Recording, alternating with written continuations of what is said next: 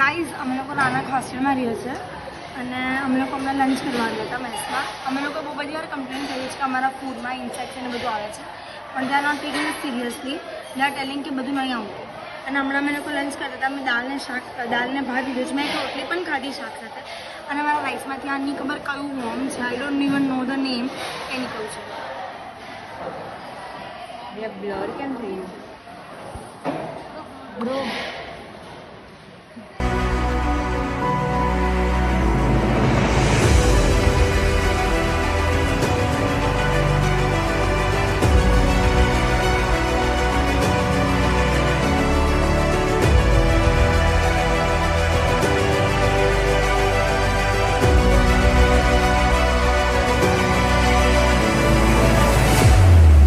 નામ છે આપનું?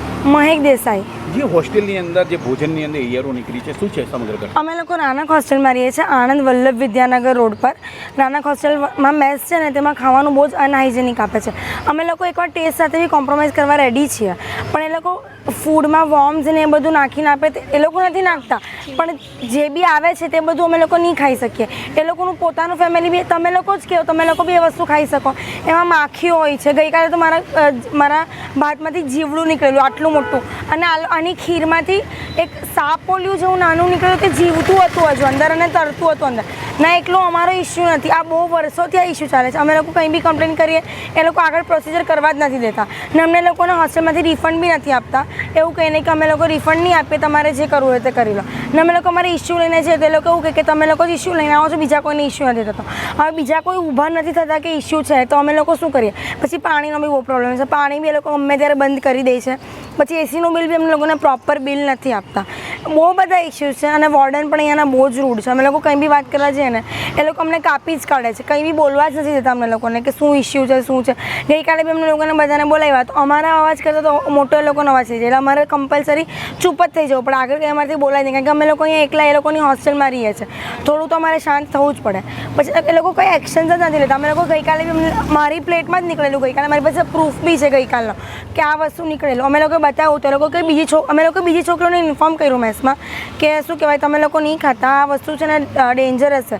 તો એ લોકો બધાને એવું કહી દે કે શું કહેવાય, નહીં, તમે લોકો તમારી રીતે ખાઈ લો, અમે લોકો જોઈ લેશું. પછી એ પ્લેટ ચેન્જ કરી દઉં, અમે લોકો તમને બીજું ખાવાનું. પ્લેટ ચેન્જ કરવાથી જે ખાવાના અંદર હતું તે થોડી જતું રહેવાનું છે. એ તો બધાની સાથે જ બનેલું હતું ને અમારી પ્લેટમાં થોડી એવું છે. પછી એ લઈને જે ઇસ્યુ તો કે ઉડતું પડી ગયું, પણ એ તો ચાલતું જીવડું હતું, એ ઉડીને કઈ રીતે પડી શકે? ઈયળ એ બધું બી નીકળે છે અમારામાંથી. તો એ બહુ જ અનાઈ છે. એ લોકો કોઈ એક્શન બી નથી લેતા. આપણે એમ કહીએ કે આ નીકળે છે તો એમ કહે છે કે તમારામાંથી નથી નીકળેલું, તમારામાં નીકળે તો જ અમારી પાસે આવવાનું. પણ હવે ઇમ્પોર્ટન્ટ એ નથી કે કોનામાંથી નીકળવું, પણ નીકળવું એ ઇમ્પોર્ટન્ટ છે. એ જ શાક બધા જ ખાય છે.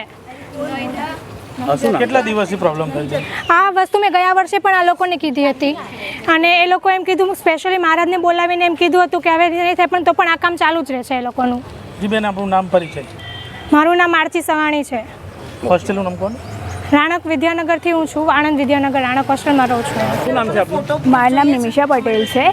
અમે અરવલ્લીથી આવેલા છીએ અહીંયા. અમને અહીંયાનું ફૂડનું ટેસ્ટ નહીં ફાવતું, તો અમે એના માટે કોમ્પ્રોમાઇઝ કરીએ, વાત ઠીક છે, પણ અહીંયા જીવડા નીકળે એ અમને નહીં ચાલે એવું અમે વાત કરી. પણ એ અમને આમ આગળ નથી, કોલેજમાં નથી એ જવા દેતા કે નહીં એમ, અને રિફંડ બી નથી આપતા. અમે કીધું કે ઇટ્સ ઓકે, આવું બધું છે, તમને ચેન્જ નથી કરવું, તો અમે અમારું રિફંડ લઈને અમને હોસ્ટેલ ચેન્જ કરી લઈએ એમ. પણ એ લોકો અમને રિફંડ બી નથી આપતા. એ તો જરા બી ના ચાલે. અમારું કેવું એમ છે, યા તો તમે ચેન્જ કરો, તમારે અંદર ચેન્જ કરો, યા તો અમને રિફંડ આપી દો, તો અમે અમારું હોસ્ટેલ ચેન્જ કરીએ. પણ એ બંનેમાં ના પાડે છે, પછી એવું તો નહીં ચાલે ને, એટલે અમે રિફંડ જોઈએ. મારું નામ દુબે યશ્વી મહેશભાઈ છે.